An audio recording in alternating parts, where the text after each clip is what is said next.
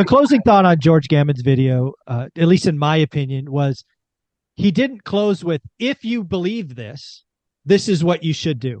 So again, I'll set it up. And again, we've already said I don't see 5 years of 10% inflation. But again, if you really see 5 years of 10% inflation, you should go buy a home today. You should go buy a rental home today.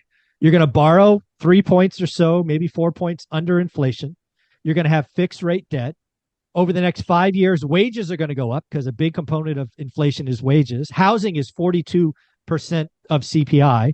So rents are going to go up about 50% in 5 years. You should buy a home and let the cash flow take care of you. Because again, in an environment where inflation is running rampant, debt holders win, asset holders win. And I think George missed the point of, if you believe me, and then there's this real crash of 50%, you should go buy a home because your debt collapses as well. I don't think he closed with that. Yeah, I mean, I don't know. That kind of strategy is I don't know. To me, that's like it's a very nervous strategy, because you're basically basing your outcome on an external event to take place. And I totally agree. I'm just saying, if you believed, again, George said it, like, it's like, if I believed we were going to have 10% inflation for 5 years, which I don't, but if I did, I would go borrow money at 6 or 7%. Fixed rate, no variable. But, there was no if then. Absolutely. I mean, that's just the thing. Like, because I don't see inflation lasting forever, or for years to come like that. I mean, then again, I mean, people will say you didn't see inflation lasting this long, which I really didn't. Like, I mean, I thought, we would start seeing inflation coming down quicker than this. I know the interest rates aren't going to come down. I know, like, as far as the Fed funds rate, I knew those things were going to stay elevated for a significant amount of time. I mean, no cut this year. No cut. What do you think? No cut? Oh, no, we're not going to see a cut for a significant amount of time. I mean, it's going to, people are going to be like, what is the Fed doing? Like, why are they keeping the like, why are they still not moving? Right. Yeah. And that's, and that's really, because, I mean, they ultimately said it, they're going for the average inflation rate over time. Right. And so when I said it like a while ago, I said they're going to keep interest rates low, right? They're going to keep inflation running extra hot, extra long for an extended period of time. I said that. I said it over and over and over again, right? Because they were trying to make up for the fact that they had missed the 2% inflation target over the last 10 years. So they're trying to get average inflation up, right? This 2% average inflation over time, whatever the hell that means.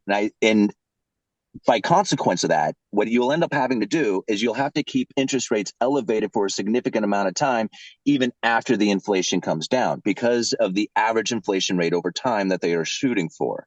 So it ends up putting the Federal Reserve doing exactly opposite of what people are thinking that they should be doing in order to achieve the average inflation rate over time.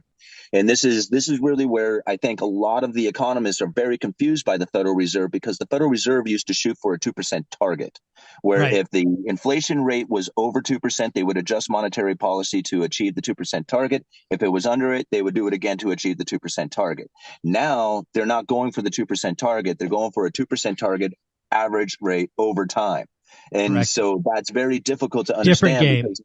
Right, because now they're going to keep interest rates elevated even as the inflation comes down, so they can get the average inflation rate, whatever the hell that is, over time to land at that 2%.